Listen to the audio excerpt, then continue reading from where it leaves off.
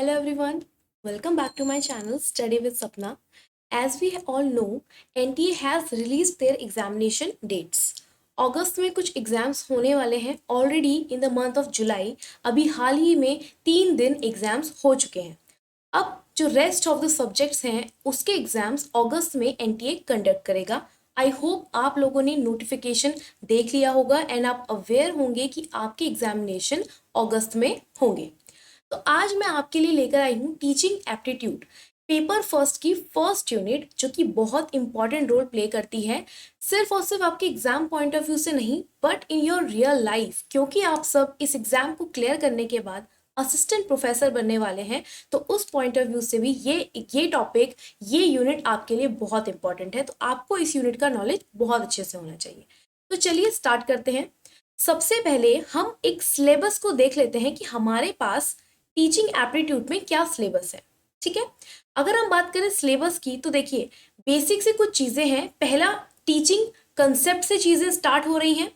Objectives पढ़ेंगे हम, इसके लेवल ऑफ टीचिंग पढ़ेंगे, लर्नर्स के कैरेक्टरिस्टिक्स क्या क्या हैं, क्या क्या फैक्टर्स हैं जो टीचिंग और लर्निंग को अफेक्ट करते हैं, कौन कौन से मेथड्स हैं, offline teaching methods, online teaching methods, teacher centred, learner centred, ये सारी चीज़ें, और कुछ आईसीटी बेस्ड मॉडर्न चीज़ें जो आई हैं वो भी हम पढ़ेंगे. साथ ही साथ जितनी भी चीज़ें हम पढ़ाते जाते हैं अपने स्टूडेंट्स को, उन्हें कैसे इवेल्युएट किया जाता है, उसके लिए पूरे के पूरे इवेल्युएशन सिस्टम को हम स्टडी करेंगे. ओके, तो before going into our detail syllabus, सबसे पहले मैं एक कोट आपके सामने रखना चाहूँगी.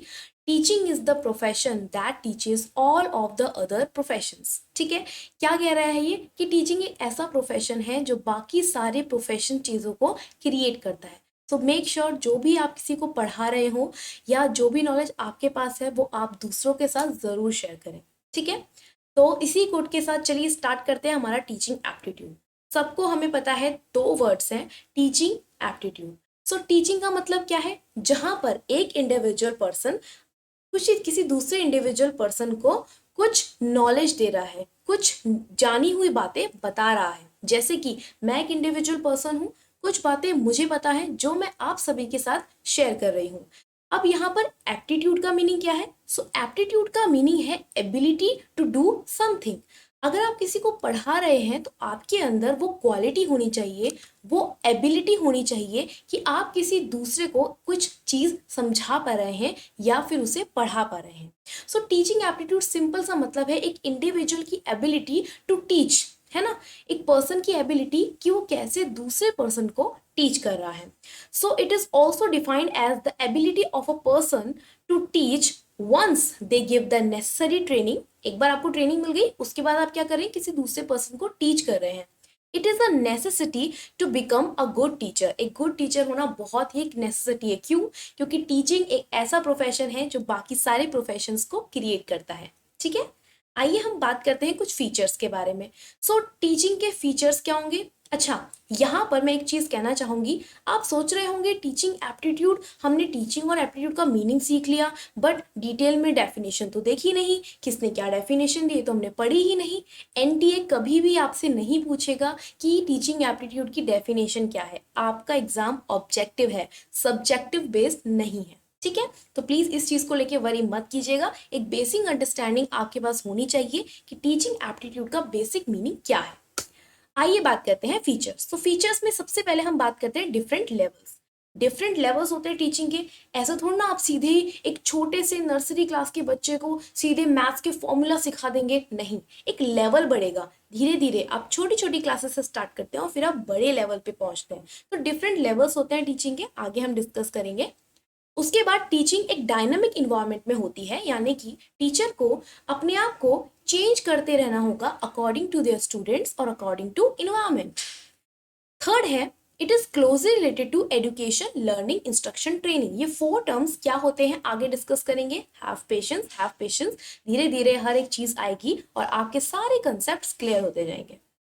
It is essential and intellectual activity. Obviously एक इंटेलेक्चुअल एक्टिविटी है. अगर आपको किसी चीज़ का नॉलेज नहीं होगा, आपकी इंटेलेक्ट्स में वो चीज़ नहीं होगी, तो आप किसी दूसरे को नहीं शेयर कर पाएंगे, नहीं समझा पाएंगे. Next, it is an art as well as science. Exactly, कुछ प्रिंसिपल्स होते हैं जो साइंस कहलाते हैं, जिनको आपको फॉलो करना होता है, और आपकी अपनी अपनी आर्ट्स है कि आप किस तरीके से किसी पर्सन को कोई चीज समझा रहे हैं। जैसे मैं आपको समझा रही हूँ, कोई दूसरा पर्सन भी आपको टीच करेगा, उसका अपना तरीका होगा, इस तरीके से। It tends towards self organisation, अपने आप को ऑर्गेनाइज रखना, एक सोशल सर्विस है। It includes lengthy period of study and training, correct. It has high degree of autonomy. It is a continuous process and teaching is a profession. All these points we already know. हमें पता है ये सारे के सारे points, तो इन deep आपको जाने की जरूरत नहीं है। आइए बात करते हैं ऑब्जेक्टिव्स की। ऑब्जेक्टिव्स क्या है टीचिंग के?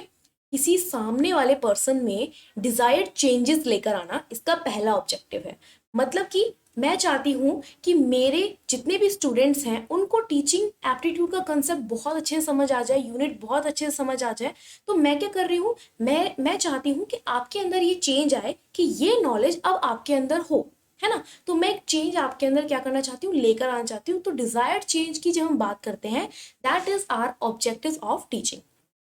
Second, to shape behaviour and conduct, किसी का बिहेवियर को शेप करना, उसे सही डायरेक्शन देना, उसे कंडक्ट करना, नॉलेज को एक्वायर करना, अपने स्किल्स को इम्प्रूव करना, एक बिलीव फॉर्म करना, और सोशल एंड एफिशिएंट मेंबर में सोसाइटी का पार्ट बनना। That is all our objectives about teaching. Okay, let's move to aims. Aims of teaching क्या है? पहला एम कहता है कि हमें अपने स्टूडेंट्स का बिहेवियर चेंज करना है, उन्हें नॉलेज होना चाहिए, उन्हें सब कुछ पता होना चाहिए, उन्हें सारी चीज़ें अच्छे से आनी चाहिए। पहले उनका बिहेवियर जो भी था उससे हमें और उससे इम्प्रूव करना है, तो that is teaching. Second is conditioning. Conditioning में क्या होता है, आप अपनी स्किल्स को इम्प्रूव करते जाते हो। जो भी चीज़ें बच्चा सीख रहा है उसे इतना स्ट्रॉन्ग अप कर देते हो थ्रू प्रैक्टिस कि वो क्या बन जाती है, आपकी कंडीशनिंग, यानी कि अब वो आपकी हैबिट्स में आ गई है। अब आप उसे चेंज नहीं कर सकते because it's in your habit. Third point is shaping behaviour and conduct, यानी कि ट्रेनिंग। आप क्या कर रहे हैं, आप किसी इंसान को इतने अच्छे से कोई चीज समझा रहे हैं, कैसे समझाएंगे? ट्रेनिंग के थ्रू, बार बार प्रैक्टिस करवा रहे हैं, सेम चीज आप उसको समझा रहे हैं। इससे क्या होगा, आपका बिहेवियर शेप होगा, और जिससे कि आप ट्रेनिंग के थ्रू अपने आप को और ज्यादा डेवलप कर पाएंगे। Next is instruction. इंस्ट्रक्शन का मतलब होता है नॉलेज को एक्वायर करना। स्टेप बाय स्टेप्स आपको चीजें सिखाती जा रही हैं। जैसे कि मुझे अगर आपको टीचिंग एप्टीट्यूड पढ़ाना है, तो क्या टीचिंग एप्टीट्यूड का सारा सिलेबस मैं एक ही वीडियो में खत्म कर दूं? नहीं, मैं आपको स्टेप बाय स्टेप पढ़ाऊंगी। यानी कि कुछ टॉपिक्स हम आज के लिए सेलेक्ट करेंगे और फिर उसको आज खत्म करेंगे। नेक्स्ट डे के लिए कुछ और टॉपिक्स होंगे, उन्हें तब खत्म करेंगे। तो स्टेप बाय स्टेप क्या होगा, जब नॉलेज को एक्वायर करेंगे, उसे हम कहते हैं instruction. Next is formation of belief. तो बिलीफ फॉर्म करना इंडोक्ट्रिनेशन कहलाता है, यानी कि आपको एक सेंटेंस मैंने आपको कह दिया और उसके मैंने माइंड में आपको फीड कर दिया, बस अब आपको इसी चीज को फॉलो करना है। ठीक है, अगर मैं आपको कह रही हूँ कि घोस्ट होते हैं, ठीक है, मैंने आपको कहा कि घोस्ट डज एग्जिस्ट, और मैं आपको रोज ये बात सिखा रही हूँ, रोज ये बात सिखा रही हूँ, बात सिखा रही हूँ, बचपन से सिखा रही हूँ, तो ये क्या हो गया, ये आपका इंडोक्ट्रिनेशन हो गया, क्योंकि अब आप उसको बिलीव को एक्सेप्ट करने लगे। अब आपको आपके अंदर एक डर आ गया, एक कि घोस्ट होते हैं, अगर हम बाहर अकेले जाएंगे तो हमें घोस्ट मिल जाएगा, कुछ बुरा हो जाएगा। ये क्यों हुआ? क्योंकि बचपन से मैंने क्या कर दिया, मैंने आपके दिमाग में ना वही चीज सेट कर दी। तो that is known as indoctrination, और ज्यादातर इंडोक्ट्रिनेशन नेगेटिव टर्म में यूज किया जाता है। तो कहीं आपको एमसीक्यू में इसको मिले तो आप थोड़ा रिलेट करना। ओके, नेक्स्ट हम बात करेंगे, इन्हीं टॉपिक्स को डिटेल में हमने दे रखा है। इंस्ट्रक्शन का मतलब क्या होता है, कंटेंट को डिलीवर करना। टीचिंग और ट्रेनिंग का मतलब क्या, टीचिंग का मतलब क्या होता है, किसी की पर्सन के बिहेवियर को चेंज करना। ट्रेनिंग का मतलब होता है स्किल डेवलप करना। इंडोक्ट्रिनेशन, जिसे मैंने कहा highest order of thinking, sorry highest order of teaching, very important, MCQ में आपसे पूछ सकता है कि हाईएस्ट ऑर्डर ऑफ टीचिंग क्या है, दैट इज इंडोक्ट्रिनेशन। अब teaching can be done without indoctrination, but no indoctrination is possible without teaching. क्या कह रहा है कि टीचिंग करी जा सकती है बिना इंडोक्ट्रिनेशन के, बट इंडोक्ट्रिनेशन नहीं हो सकता बिना टीचिंग के, क्योंकि आप जब किसी के साथ किसी की इन बिलीफ को चेंज कर रहे हो, तो आप उसे कुछ पढ़ा रहे हो, कुछ टीच कर रहे हो, तभी तो उसका बिलीफ चेंज हो रहा है। तो indoctrination includes teaching, but teaching does not includes indoctrination. क्या मैं आपके ऊपर टीचिंग एप्टीट्यूड थोप रही हूँ? नहीं, टीचिंग एप्टीट्यूड पढ़ो, टीचिंग एप्टीट्यूड पढ़ो, टीचिंग एप्टीट्यूड पढ़ो, नहीं, मैं आपके ऊपर वो चीज़ फोर्स नहीं कर रही हूँ। बट इंडोक्ट्रिनेशन है, आप किसी के ऊपर वो चीज़ फोर्स करते हैं। इसीलिए टीचिंग के अंदर इंडोक्ट्रिनेशन नहीं होता, यानी कि बिना इंडोक्ट्रिनेशन के आप टीचिंग कर सकते हैं, बट बिना टीचिंग के आप इंडोक्ट्रिनेशन नहीं कर सकते। Okay, next, teaching versus training, ये छोटा सा होमवर्क है आपके लिए।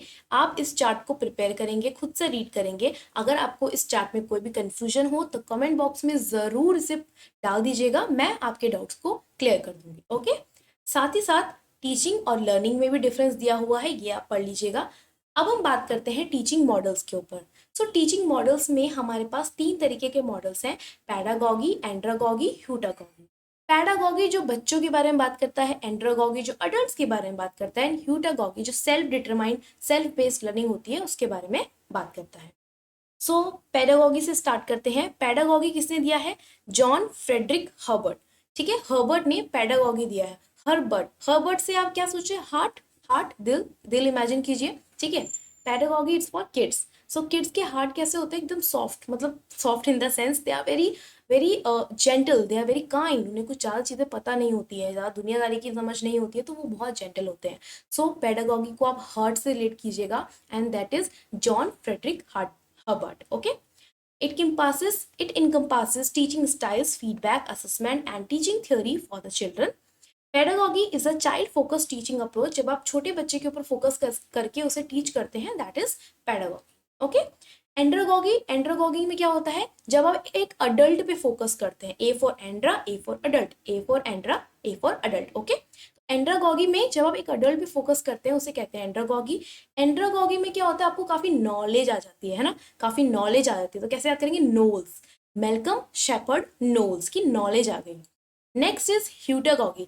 ह्यूटागॉगी में क्या होती है? Self determined learning. अब आप इतने बड़े लेवल पे पहुंच गए हो कि आपको खुद से चीजें पढ़नी पड़ेंगी, जैसे कि पीएचडी लेवल एक होता है ना। तो यहाँ पे आपको क्या करना पड़ेगा? आपको अपने आइडियाज को चैलेंज करना पड़ेगा, खुद से चीजें ट्राई करनी पड़ेंगी। ठीक है, अब यहाँ पर आप क्या हो जाएंगे? बिल फॉर्ड, इसका जो है ऑथर जिन्होंने दिया था, बिल फॉर्ड। सो आपको फोकस करना है नॉलेज शेयरिंग पे rather than knowledge holding. Knowledge अपने तक होल्ड करके नहीं रखना है, आपको उसको शेयर करना है। ठीक है, बिल फॉर्ड।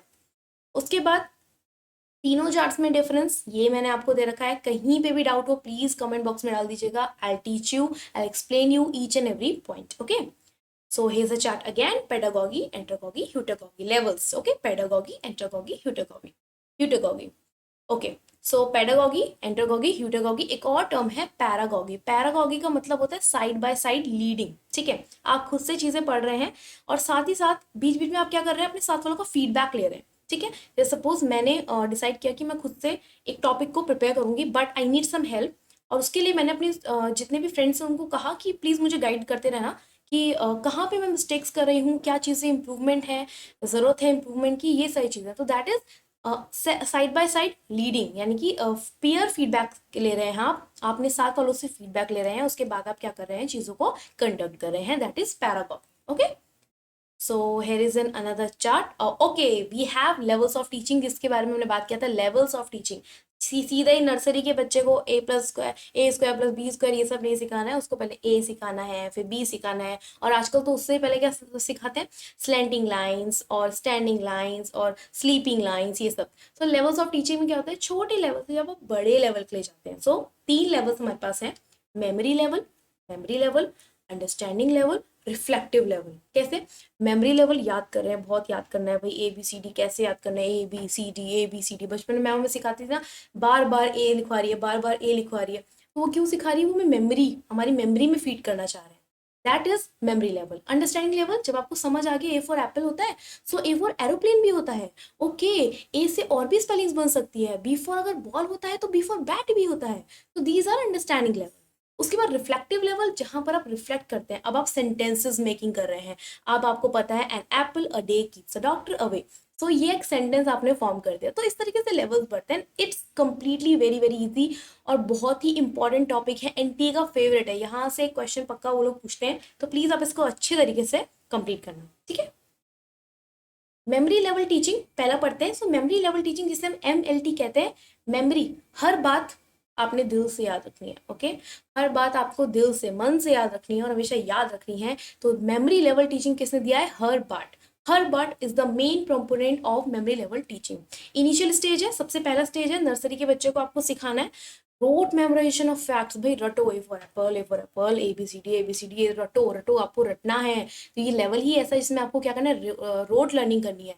स्टिमुलस रिस्पॉन्स, यानी कि स्टिमुलस रिस्पॉन्स मतलब जैसा कि आपको टीचर ने सिखा दिया, आपको वही रिस्पॉन्स करना। अगर बोलोगे ए फॉर तो आप बोलोगे मैम एप्पल, अगर बोलोगे ए फॉर आप बोलोगे एप्पल, बोलोगे बी फॉर आप बोलोगे बैट बॉल, जो भी आपको सिखाया जाएगा, ठीक है। मैं उस रिस्पेक्टिव में आपको बता रही हूँ ताकि ईजी हो आपके लिए समझना इस चीज़ को, ठीक है। ज़रूरी नहीं है कि अगर हम एनटीए नेट के लिए प्रिपेयर करें किसी टॉपिक को तो हम उसको बिल्कुल हाई लेवल का ही याद करके समझेंगे, ऐसा नहीं है। चीज़ें समझ आना मैटर करता है, कैसे आप समझ रहे हैं वो मैटर नहीं करता, ओके। सो ये थॉटलेस टीचिंग है, आराम से आप पढ़ा रहे हो बच्चों को, बच्चे ज़्यादा सोच नहीं रहे हैं, easily A for apple B for ball, उन्हें फर्क ही नहीं पड़ता कि ए फॉर एप्पल है क्यों है क्या है, कुछ फर्क नहीं पड़ता, सिर्फ वो पढ़ते जा रहे हैं, है ना।